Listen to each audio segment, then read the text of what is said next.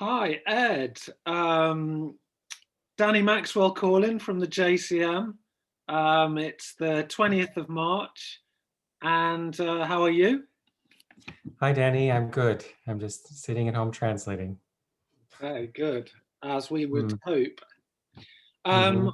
I'm calling to just find out about your latest article in issue 125 of the Journal of Chinese Medicine, Mhm. entitled, Mhm. let me just get to it, 20 years of Nèijīng research. This is something of a watershed time, I think. And can you tell us about the article? Yes, I can. It's a summary of the work I've been doing for the last 20 years. 20 years sounds impressive. Actually, I have to say the first 6 years I was kind of blundering around in the dark, so I wouldn't say they were so productive. But I wanted to write this article because there has been something happening in Chinese medicine that most people are not aware of.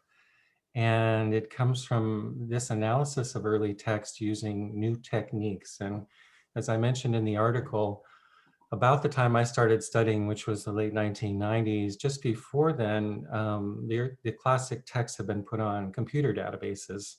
So it's possible to go in and look at all texts and assess them in a different way. Previously, people had to memorize the text and lineage traditions and so forth. When I started, it just happened to coincide with this event.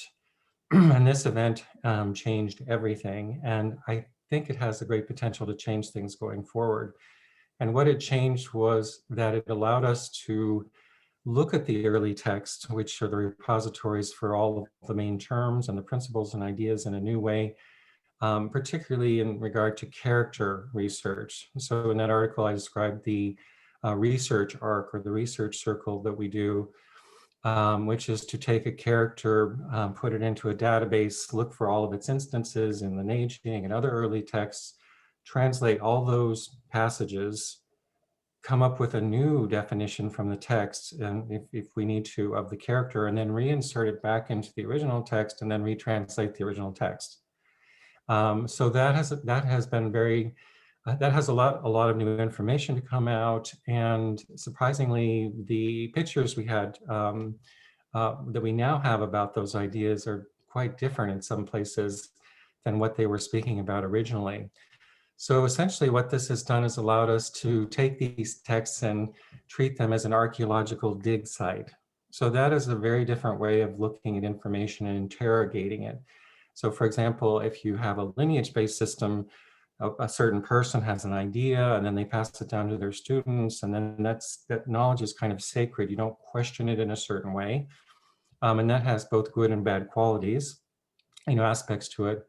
But when we make it a text archaeology site, it means that anybody can question anything at any time, and we can change depending on what we're finding. So we're in there kind of digging, with our shovel, and what we're looking at is characters and text passages and ideas. And then we take those ideas out, and the next article that's coming up is going to be about the clinical method that we've established from that. We put it into a clinical method. We see if it works with patients.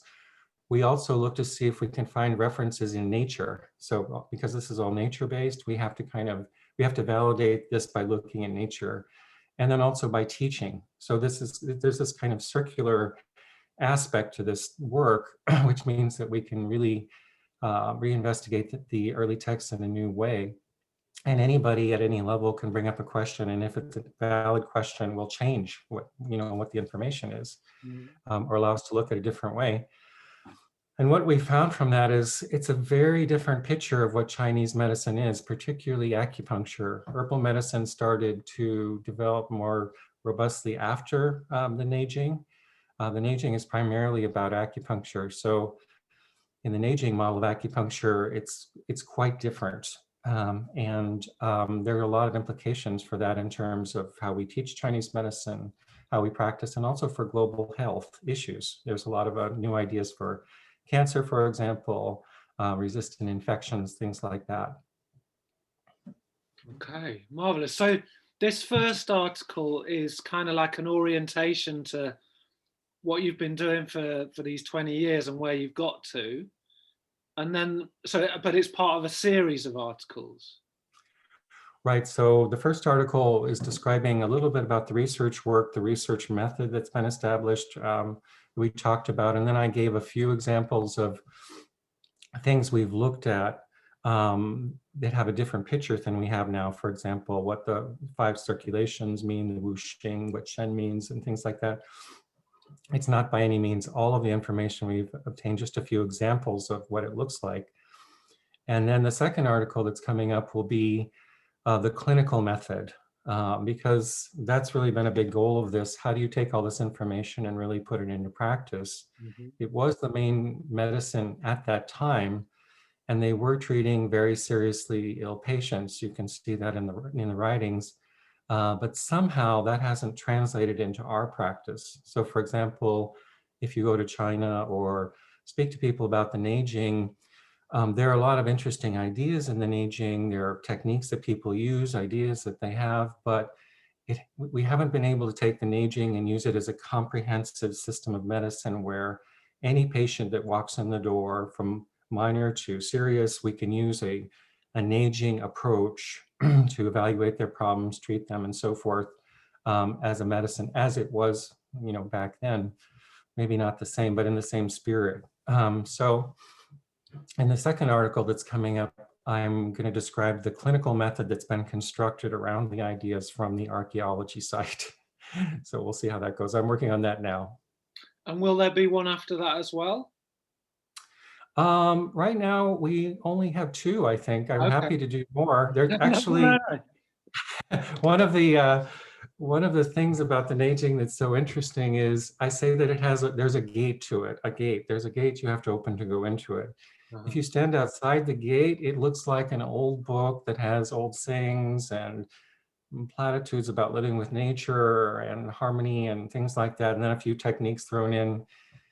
But it doesn't look that relevant. But then there's a few keys to the gate, and if you open the gate, then it's an overwhelming amount of information and research. So you could basically write articles, from here to the end of my life.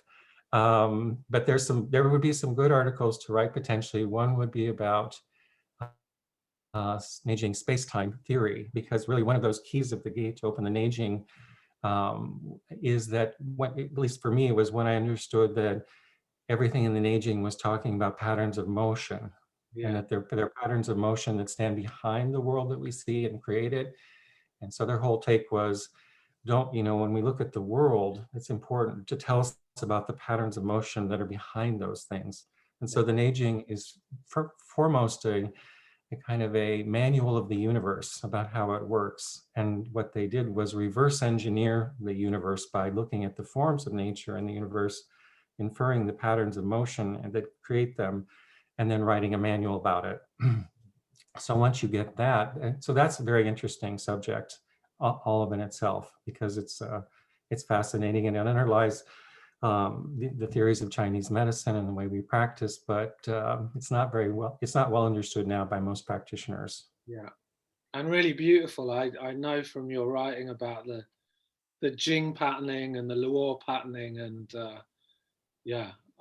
okay, so Nèijīng research, issue 125. People should read it, right? Practitioners should read it. Absolutely. Nèijīng medicine. Well, thanks so much for writing the article and sharing your knowledge, and for joining me today to let people know about it. I'm going to stop the recording, and people can subscribe and get the article through the JCM website. So thanks a lot, Ed. Sounds great. Have a good day.